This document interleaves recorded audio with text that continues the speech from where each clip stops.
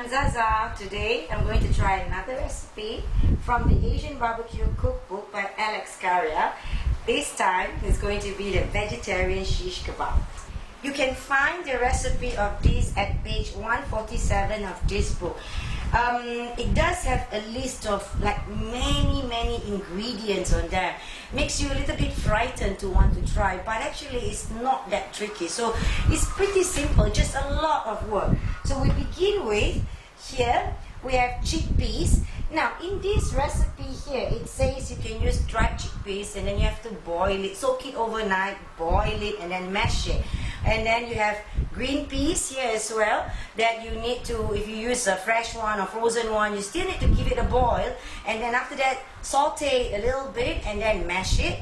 And then this is the potatoes that you use 2 large potatoes. And then you also boil it and mash it. But what I had done was I am a little bit lazy. So I'm going to show you my trick.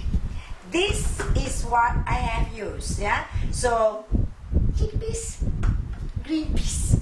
Yeah, so makes my life a lot easier, trust me. So this is one part of the recipe. Then now come the next part. These are all vegetarian, mind you. Yeah. So we have here garlic and then green chili that you take out all the seed and chop it finely. This is onion, and this one here is ginger, and this is spinach. In this book, however, it says that you do not chop the spinach first, and then you only after you saute it, you fry it, then you will chop it. But I don't like messiness in my kitchen, so I prefer to chop it before that. So this is the second part of it. Now come the best part of this book, where everything remains authentic. Yeah.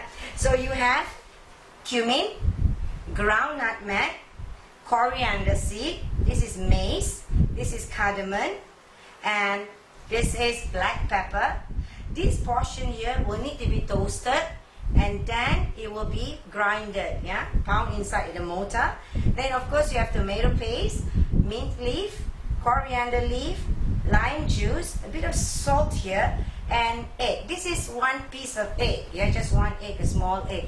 But I beat it out first now because I read in the instruction here, it says the trick to success is to make the kebab mixture smooth, yet not so soft that it cannot be molded over the skewer. So I beat this egg and then we're going to put the eggs in portion when we start mixing it. Now this is the interesting part of this book, the recipe, how it always to be toasted, yeah, the ingredients. Here I've already heat up the pan, so you get coriander in there.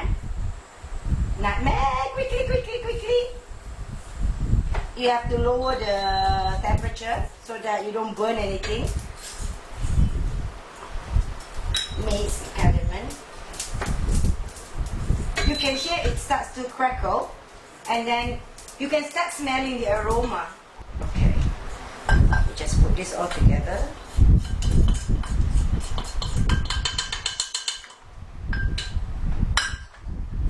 You can see it's smoking. Now start doing your hand exercise.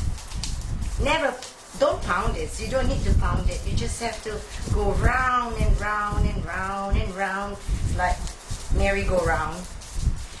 You can see again the smoke coming out, and you can smell this entire ingredient.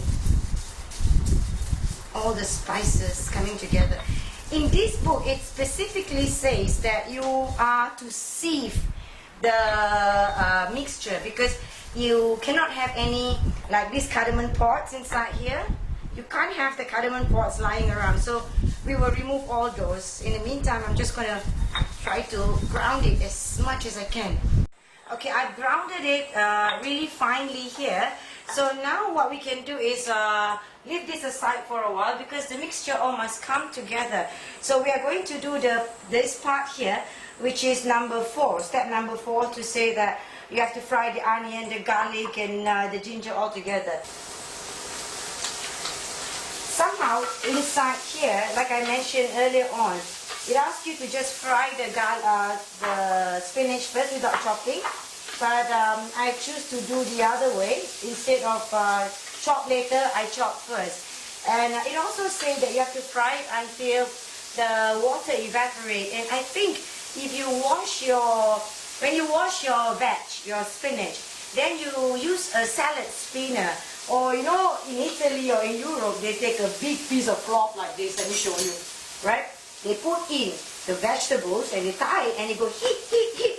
And that makes it dry, so absorb most of the water basically. So you can do that. Try to take away as much water as possible so that you don't have to wait too long until the veg completely get wilted. I never like my vegetable to be overdone.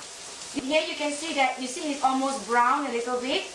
You don't want to wait until it burns, yeah? So put everything then in. I chop the stem of the spinach. I chop everything all together. Yeah, so let's just give it a stir fry.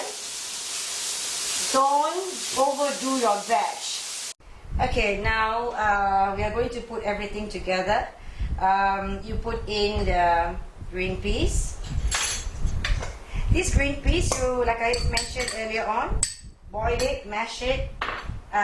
Boil it, fry it, and then mash it. And then this is chickpeas. Boil it, mash it. And you have potatoes, boil it, mash it. Again, the same thing. It did show in step 1, step 2, step 3 of this book, you know, asking you to boil, but I think it does not make any sense for me to even show you how to boil. I believe everybody knows how to boil. This is the spinach that I had done earlier, and if you see that I cooked it really quickly and it's not watery, yeah, because I dry my spinach first. Put everything all together. And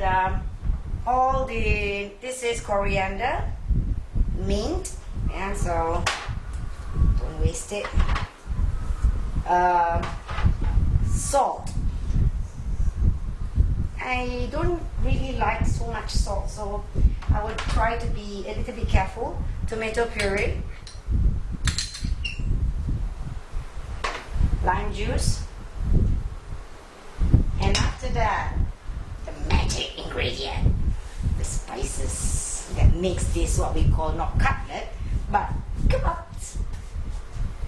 I'm going to use my hand actually, but to begin with I'm just going to use a spoon to mix everything all together, and after that I will use one of God's given tool to us, our hands, because you know, I think when you cook you must feel the food.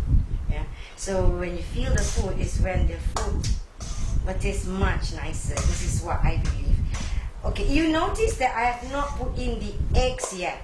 And the reason I do that, as I mentioned earlier on when I was reading this portion here, it's you got to be really careful when you put the eggs, because this is where your hand becomes necessary. You start mixing everything together and you already have a feel of the consistency of this thing here.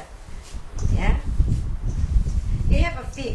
Now be careful if you put, the minute you put in the eggs, you see here at this form here, you can still nicely form a ball. I think if I'm going to put all of that egg, the entire egg, this mixture will be mushy. So I'm going to just try my luck and do half an egg first. And then, you see, it's already going like mushy already.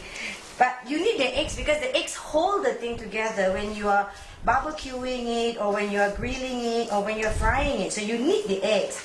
But you just have to be really, really careful with the egg. Just now you see when I did the thing, now you can see that it's more mushy. A little bit more. But still, I can form a nice ball. And I think, let me just pretend, test fit. If I'm going to put it on a skewer, will it hold? Let me see. Yeah, it holds. So it should be alright. I'm doing this now on a frying pan. So to let, because I don't want to barbecue this, and I don't have a barbecue at home, as we all know. So, but this is going to be done very small pieces. So it's going to be more like a starter or tapas, you know, finger food that you can serve to your guests when they come. So you form a round ball, take a small portion, look at that, form the round ball and then flatten, and then you get this kind of thickness. Your hands is going to get sticky, doesn't matter, there's water there, so you can always wash your hands. So you form this kind of balls, and then this is like a perfect size, isn't it? Okay, now is the part that I'm going to change. Instead of grilling it, I'm going to fry it. But I am quite gentle with the amount of oil I put inside. So instead of trying to put so much oil in there, I just put a layer, I brush a layer of oil earlier on. And then I'm going to put all the rest of this inside here, the little cutlets, shish kebab cutlets. And if you notice here, I also have oil in there. So I'm going to baste it with oil so that it doesn't get overdone with, you need to have a little bit of oil. Even when you are barbecuing, you cannot possibly barbecue without having put some oil on it, you know, so you need to do that. So, now you see, when you use very little oil, you get it like crispy on one side, so gently turn it around because it's kind of soft, so be careful when you turn it around, be gentle with it. And then we're just going to brown the other side. Okay, I'm going to try this vegetarian shish kebab. But what I had done is I had also made a spicy tomato chutney that is in page, if I'm not wrong, 52 of this particular book. It is recommended by the author to eat it together. So let's see if this is going to be my favorite vegetarian dish. I'm going to try one, a little bit. I'm going to put a little bit on top here. And let's see how it goes.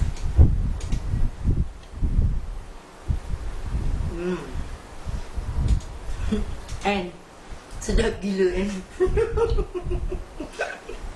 Sorry, you don't understand that. Sedap gila in Malay means delicious, crazy. It means that you eat it, it's so delicious that you become crazy. It's really sedap gila.